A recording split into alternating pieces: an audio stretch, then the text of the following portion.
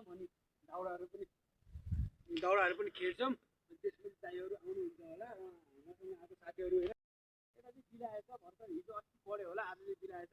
अब फेरि बाइचान्स राति पानी पऱ्यो भने हामी चाहिँ गयौँ चिसोले जाडो हुन्छ हामीलाई। अनि त्यहाँनिर हिमाल पनि छ हेर्नु सक्नुहुन्छ सैपाल हिमाल लगायत। अब त्यही हो अब एकछिनमा भेटौँ है।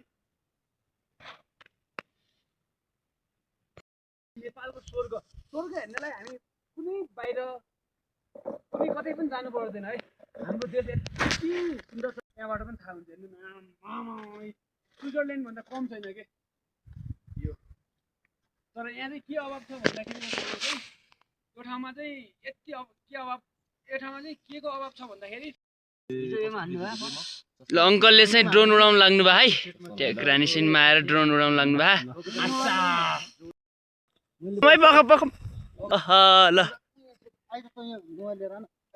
अब मैबाट स्टार्ट हुन्छ है। लगाइदिनु आज मेरो हातमा फर्स्ट टाइम मैले ड्रोन समातेर मेरो हातबाट उड्दैछ है। ल घुम्यो ड्रोन घुम्यो गयो। हावा लागिरहेको छ यहाँ रानीसेनमा है। अब रानीसेन पुग्छ है। गयो ल गयो।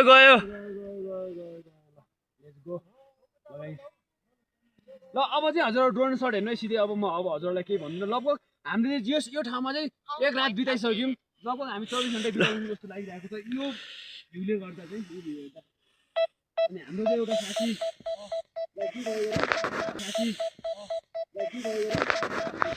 ट्याक्क रानीसेनमा ड्रोन उडिरह है। हामी चाहिँ यहाँसम्म तल हल्का रानीसेन तालै यो चाहिँ पुरा अहिले आइसहरू जमेर कस्तो न कस्तो भयो ताल। आमामा तर निकै सुन्दर।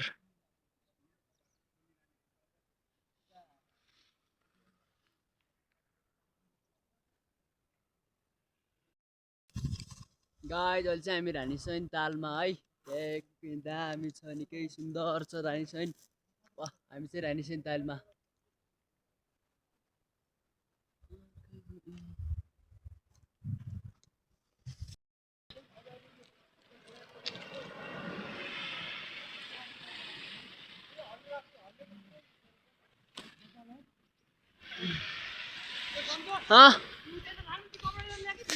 हामीले गल्ती गरेँ कि गल्ती त के गरेँ यार सुर्को मङ्गा यार मेरे बिग्री कि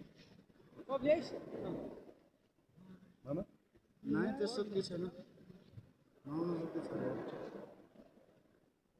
पर्वत हामीले जानु गऱ्यौँ होइन। खुला बढ्यो यार हामी निस्कियो समातेन सामान समातेन यार।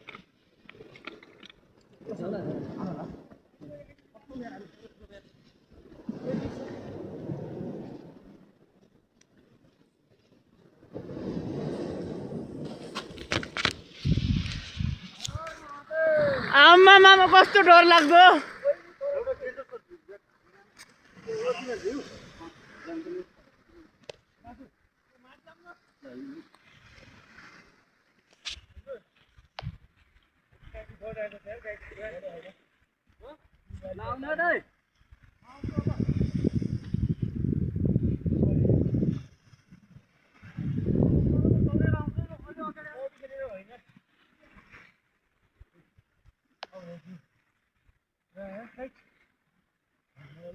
आमामा कस्तो भयो पछाडि त पुरा छाला एकचोटि त बढ्ने जस्तो भएको थियो।